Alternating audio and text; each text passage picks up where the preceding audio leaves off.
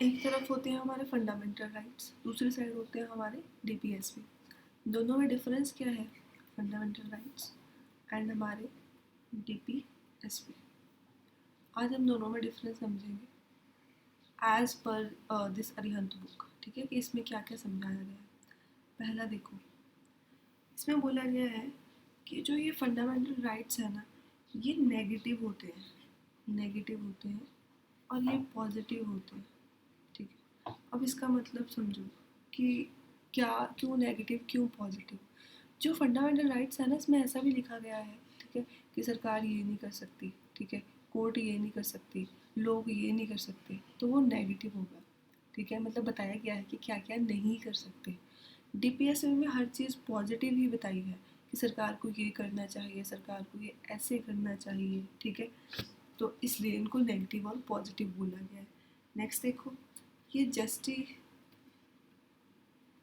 होते हैं। जस्टिसिएबल का मतलब क्या है?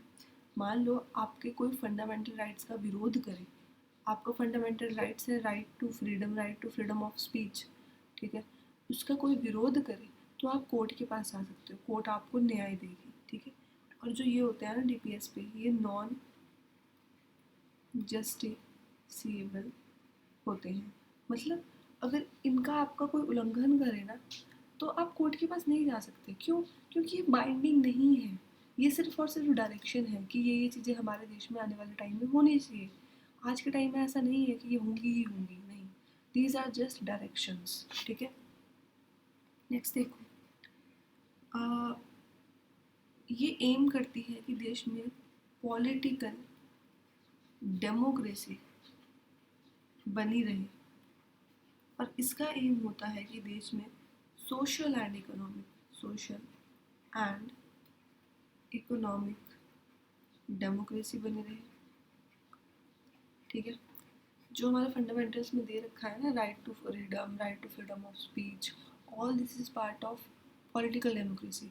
अगर हमारे पास right to freedom of speech नहीं होंगी तो हम कैसे अपनी सरकार के अगेंस्ट आवाज़ उठा पाएंगे। ठीक है, on the other hand DPSP में बेसिकली यही बोला गया है कि लोगों को एम्प्लॉयमेंट, ठीक है, लोगों को एजुकेशन, तो वो किस लिए है? वो सोशल एंड इकोनॉमिक डेमोक्रेसी के लिए है। नेक्स्ट देखते हैं, इसमें बोला गया लीगल सैंक्शंस। लीगल सैंक्शंस मतलब अगर इनका कोई विरोध करता है फंडामेंटल राइट्स का, तो आपके पास कानूनी रूप से मतलब आपके ऊपर क्या लग सकते हैं? सैंक्शंस लग सकते हैं। ठीक है, और अगर कोई डीपीएसपी का विरोध करता है, ठीक है, तो मॉरल एंड पॉलिटिकल सैंक्शंस। अगर आपने फंडामेंटल राइट्स का विरोध किया ना, तो आपके अगेंस्ट क्या करना है? This is written in constitution. ठीक है, लीगल सैंक्शंस हो गया वो। पर अगर आपने डीपीएसपी का विरोध करा, ठीक है, तो आप पे कोई मतलब लीगल तरीके से कुछ नहीं होगा।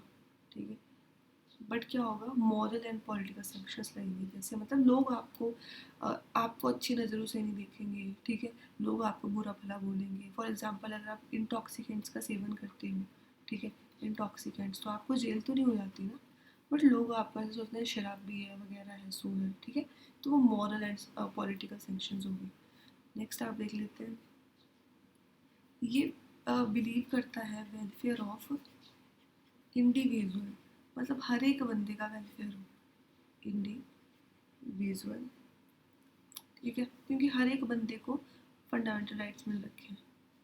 और अगर हम डीपीएसपी की बात करें तो ये कम्युनिटी कम्युनिटी मतलब पूरी कम्युनिटी, सब में सबका, सबके वेलफेयर, सबके भलाई की बात करता है।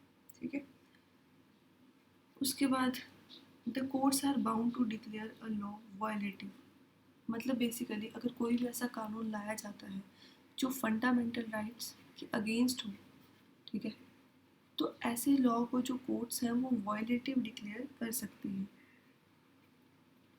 ऑन द अदर हैंड, अगर कोई ऐसा कानून लाया जाता है जो डीपीएसपी के अगेंस्ट हो, तो फिर ऐसे लॉ को वायलेटिव डिक्लेयर नहीं किया जा सकता। ठीक है, तो ये बस डिफरेंस था इस वीडियो में, इतना ही। Thank you.